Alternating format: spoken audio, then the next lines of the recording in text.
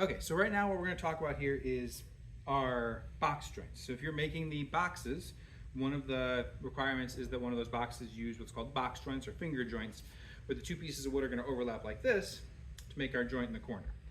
So what we've got here is a simple little jig here for making box joints, and it works along with our dado stack on the table saw. I'm going to go ahead and put this in here, and we'll talk about setting this up.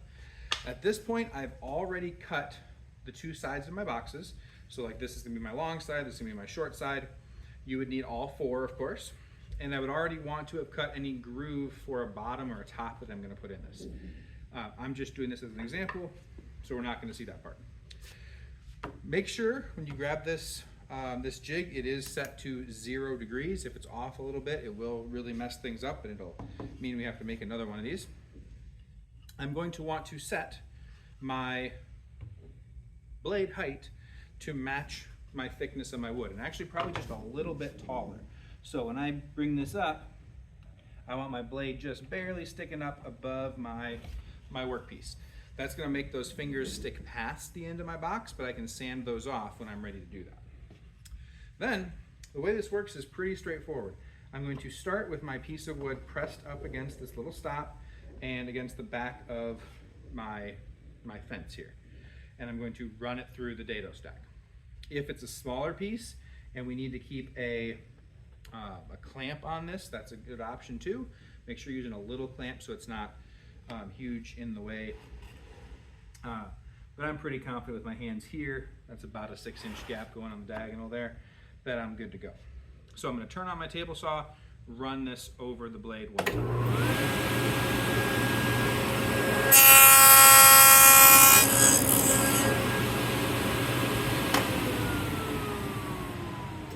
So that's nice and slow. We don't want to get too much tear out in the back here. Ideally, this would be the side that's going to be seen, and this is probably the inside of your box. But then all I'm going to do now is that new hole that I made is going to fit right over top of that peg. And I'm going to run it through again, move it over, and just keep going like that. And I'll stop once I've done this first piece.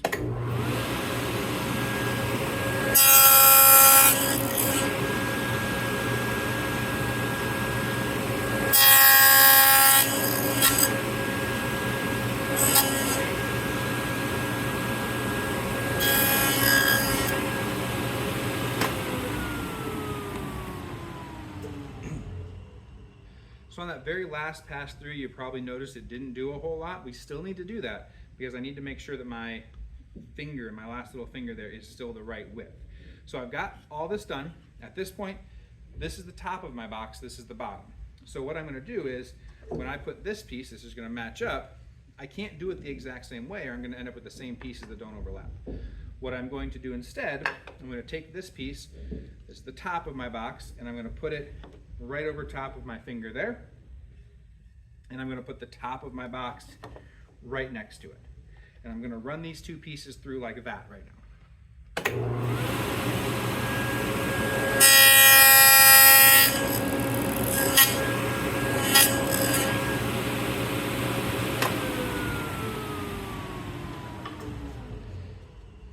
And so now you'll be able to see that where there is a finger on the top, it's missing a finger on the top there, and I'll just keep doing that same exact thing. Where the blade cut out, and we'll slide that over top of my indexing pin, and then run it again.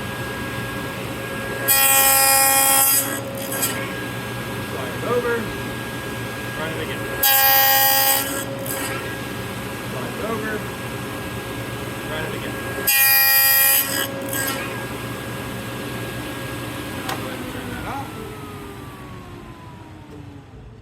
There probably should have been a little tiny sliver left on the end of this, and there seems like there might be, but that just kind of went and fell off. And now you can see those are opposite pieces, and when they slide together like this, I get a nice fit on my box joints. Once I put some glue in there, those will swell up a little bit and they'll fit a little bit tighter, and then I can sand those off once I'm done with gluing them all up. So that's our box joint jig. You're just going to go through every corner, all 4 corners, the exact same way. If you want to try to make them, match, do the sides the same exact way that you did the other side, and do the front and the back the same way you did the other front and the back. Okay, so last thing to mention here, if you have smaller pieces, go grab a clamp and actually put the piece on there, clamp it down, then run it through. That's going to be a little bit safer if you're feeling like you want to do that. Use the small little clamps up there. That's probably the best solution. So that's our box joint jig. Thank you for watching.